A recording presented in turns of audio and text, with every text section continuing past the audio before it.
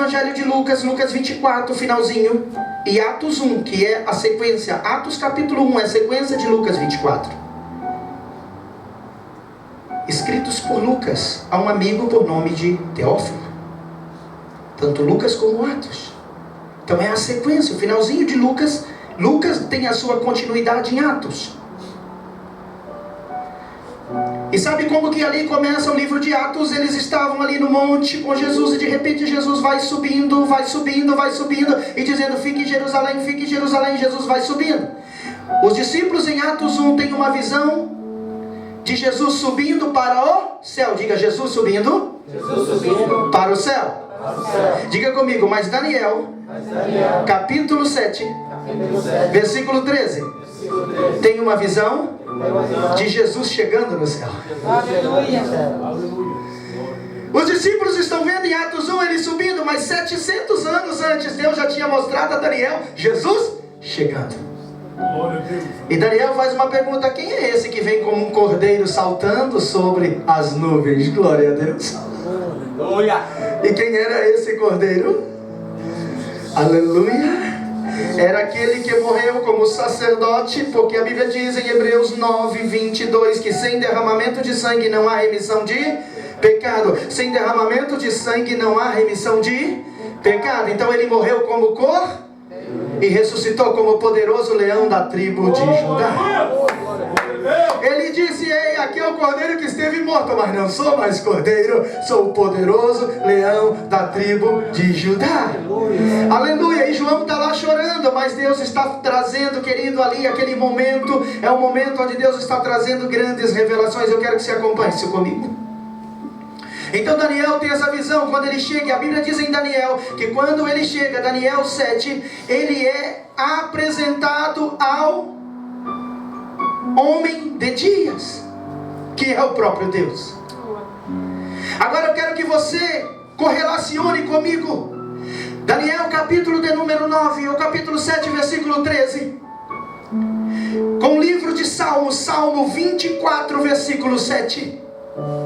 Salmo 24, versículo 7. O Todo-Poderoso assentado no seu trono, ele diz assim para os querubins, porque a palavra querubim é o mesmo que guarda ou guardiães. Então aquele que está no trono, assentado no trono, ele diz no Salmo 24, 7: levantai, ó portas, vossas cabeças, para que entre o Rei da Glória. Em outras palavras: ei querubins, vocês que estão guardando as entradas celestiais, levantai as vossas cabeças, prestai continência, porque está chegando aquele que é o grande Rei da Glória. E se você ler o Salmo 24, você vai ver que os guardas, os querubins, fazem uma pergunta. Parece que vejo eles olhando para aquele que está no trono e dizendo: mas quem é este Rei da Glória?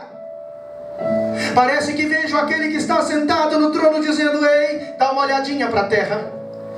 E se você pegar, sair do Salmo 24, a partir do 7, e você descer até o livro de Isaías 63, você vai ver em Isaías 63 exatamente a pergunta dos querubins do Salmo 24, porque lá em Isaías 63 está escrito: quem é esse que está vindo da terra? Por que a sua veste está salpicada com uma tinta avermelhada? E a resposta de quem está vindo de Isaías 63 completa o final do Salmo 24: sou eu, poderoso na guerra, poderoso na batalha. Eu não achei ninguém para guerrear comigo, mas eu sozinho pisei o lagar e pisei na ira do meu furor. Aleluia. O que é isso? O que é Salmo 24? O que é Isaías 63? É a entrada do nosso Salvador com o sangue da nova aliança no altar, para depositar na tapa do propiciatório e dizer: Pai, se é sacrifício de sangue, eu já derramei o meu sangue, está aqui. É por isso que ele estava com a veste salpicada de uma tinta avermelhada, porque ele ofereceu a si mesmo. Então ele está entrando como sacerdote entrava no Antigo Testamento. Ele saiu do átrio para o lugar santo, do lugar santo para o lugar santíssimo, e agora estava chegando até o altar de Deus e dizendo: Deus, é sacrifício de sangue? Então eu estou aqui oferecendo o meu sangue, o sangue da nova aliança, o sangue da restauração. Meu irmão, glória a Deus. E sabe onde João estava de joelho? Ninguém é digno. Enquanto ele chega no céu, João está lá, ninguém pode abrir. Ninguém é digno.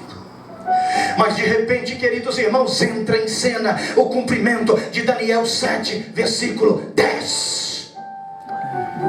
Em Daniel 7,10, e de repente foi estabelecido outro trono. Não era mais o trono do Pai. Isaías, Apocalipse capítulo 4 é o trono do Pai. Apocalipse capítulo 5 é o trono do Filho. E de repente, meu irmão, aparece o trono do Filho. Entra-se o Cordeiro, entra-se aquele que morreu como Cordeiro e traz como poderoso leão da tribo de Judá o sangue da nova aliança. E diz: Pai, é sacrifício de sangue, está aqui, ó. Eu me humilhei até a morte, e morte de cruz. O Pai olhou e disse: Filho, tu és um campeão. Filho, tu és um vencedor. Por causa disso, eu te dou um nome que é sobre todo o nome, para que ao teu nome se dobre todo o joelho de Londres, toda a Inglaterra, todo o Reino Unido, toda a Europa, todos os 5 continentes habitáveis da face da terra, e todos os demônios, todos os anjos dobrem diante do teu nome e reconheça que tu és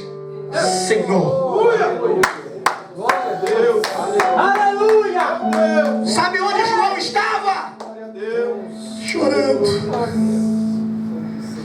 E de repente, meu irmão, um dos 24 anciãos que ouviu aquela declaração do Pai dizendo: Filho, eu te dou um nome. Meu irmão, não tinha ninguém, mas o Filho chega. O Pai diz: eu te dou um nome que é sobre todo nome. E de repente um dos 24 anciãos vem correndo e diz: João, não chores mais.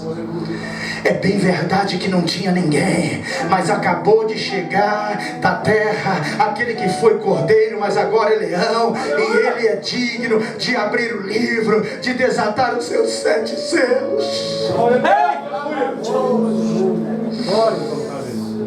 Ei!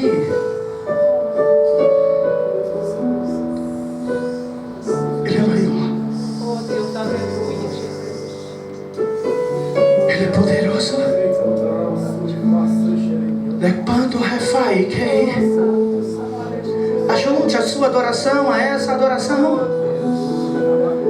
Adoração ao Cordeiro, não que o Pai não mereça, mas adoração ao Cordeiro, pastor, ela é poderosa. Se você ler Apocalipse capítulo 4, você vai ver que quando os 24, preste atenção, a Bíblia diz em Apocalipse capítulo 4 que tinha 24 anciãos, e tinham 4 seres viventes com rosto de águia, de leão, de homem e de bezerro. Isso era adoração ao Pai. Mas quando estabelece o trono, adoração ao Filho. Meu querido irmão, quando diz: Ei, ele é digno de abrir o livro, desatar o seu selo, a Bíblia diz que quando ouve-se aquela voz, milhões e milhões, milhares e milhares de anjos se posiciona e começa a adorar o Cordeiro. Digno é o Cordeiro, digno é o Cordeiro, digno é o Cordeiro, digno é o Cordeiro, digno é o Cordeiro que morreu, mas já está vivo, está vivo, está vivo, está vivo, está vivo. Digno, Deus, tu és digno, aleluia. Tu és digno de toda honra, Senhor,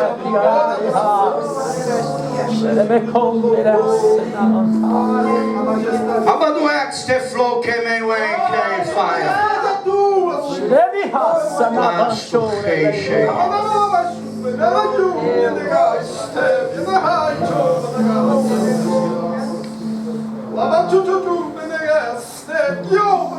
A Bíblia diz depois que os discípulos encontraram com ele no caminho de Emaús, depois que os discípulos foram interrogados por ele, ele disse: Ei, o que está acontecendo? Que coisas são essas que vocês estão conversando? E a Bíblia diz em Lucas capítulo 24 que um dos discípulos se chamava Cleopas, não aparece o nome do segundo. E Jesus chega para os dois e diz assim: o que vocês estão conversando? E eles disseram para Jesus: sendo tu o que és, ou seja, um peregrino, um viajante, não sabe das últimas notícias de Jerusalém?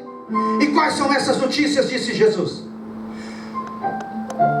de que aquele que as Escrituras, ou que nós pensávamos que era aquele que as Escrituras falavam dele, acabou de morrer, na sexta-feira que passou. E os discípulos ficaram assim, como que pregando decepção e frustração para aquele viajante. E os discípulos disseram: a gente até pensava que era ele. Quantos milagres! Imagina, queridos, porque a Bíblia diz que eram 60 estágios. 60 estádios de Jerusalém a Naum. Uma medida bíblica que, se você traduzir para a nossa medida, cerca de 12 quilômetros. Imagina o que não se faz em 12 quilômetros de caminhada. Quanta coisa se conversa. E a mensagem era de negativismo. A gente até pensava. Imagina Cleopas e o outro discípulo dizendo a viajante: a gente tinha uma esperança, curou tanta gente. Ai, você lembra de Lázaro? Imagina o que eles falavam.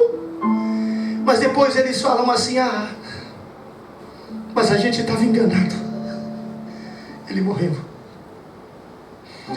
Nessa hora, meu irmão, Jesus não suporta a incredulidade.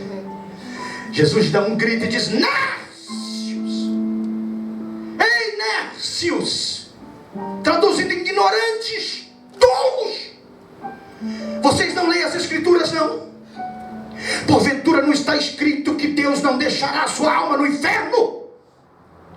Porventura não está escrito que Deus levantaria um profeta maior do que o profeta Moisés? E diz a Bíblia que os dois discípulos calam, e Jesus assume, queridos, e começa a pregar. Quando chega em Naum, Jesus está passando direto, ele diz: ei, volta, fica com a gente, não vai, porque o sol já se declina.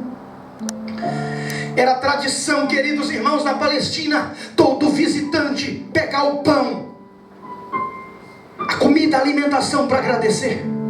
Imagina quando eles pegam o pão que coloca na mão de Jesus, e que Jesus agora ergue o pão aos céus e começa a dar graça. Aí, meu irmão, aparece-se a marca dos cravos, e diz a Bíblia que agora o Cleopas e o outro discípulo dizem: é ele mesmo. Mas quando corre para abraçar Jesus,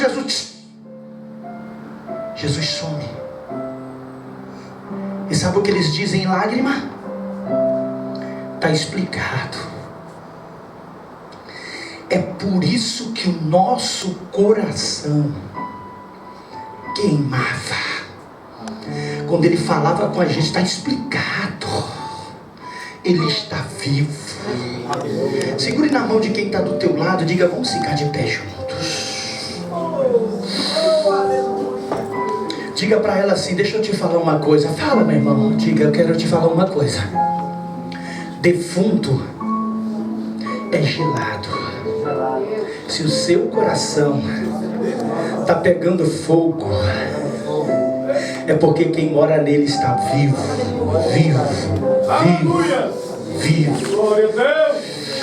Quantos aqui estão com o coração pegando fogo nesta tarde? Gostaria de pedir ao ministério de louvor que adorasse o Senhor com mais uma canção. Se quiser cantar Ele Me Ama de novo, eu acho que fica à vontade. E eu quero que você mantenha a sua mão segura na mão de quem está do teu lado. Aqui, eu não quero que você pede nada. Sabe por quê? Porque a Bíblia diz, preste atenção numa coisa, a Bíblia diz em Apocalipse 5, aleluia, que de repente, quando estabelece o trono do Cordeiro, sabe o que acontece? Que o Filho assenta no trono para desatar os livros e os seus selos. Sabe o que a Bíblia diz? Que de repente milhões e milhões, milhares e milhares de anjos se manifestam e começam a adorar.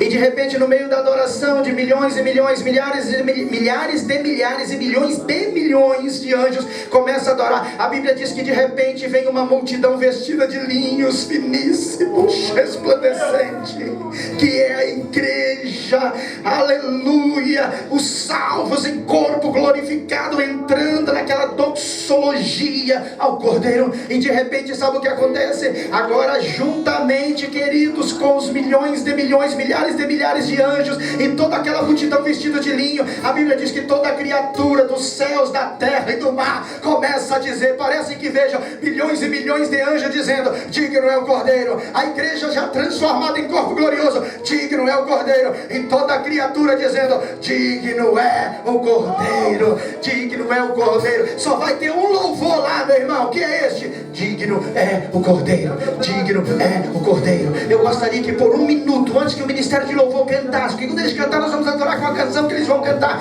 mas por um minuto você dissesse: digno é o Cordeiro. Não peça nada agora, não coloque a tua família na mão de Deus agora. Feche os teus olhos, esqueça quem está à tua direita e diga: Jesus, eu estou aqui para te adorar. Então comece, eu vou marcar literalmente um minuto. Digno é o Cordeiro. Libera palavras. Digno é o Cordeiro, digno é o Cordeiro, digno é o Cordeiro. Abra a tua boca, meu irmão. Libera palavras, adore, vai com a igreja.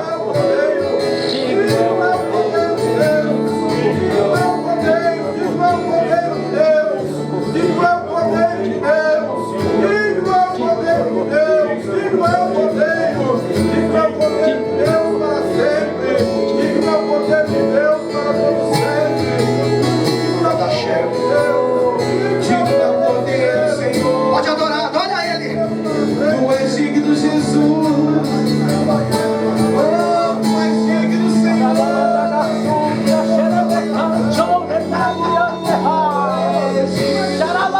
Ele é maior, adore Ele. Tu és digno, Senhor. Digno é o Cordeiro. Digno é o Cordeiro. Digno é o Cordeiro. Digno é o Cordeiro. Digno é o Cordeiro. Enquanto você adora, o inferno treme. Enquanto você adora, a doença bate em retirada. Enquanto você adora, os demônios batem em retirada.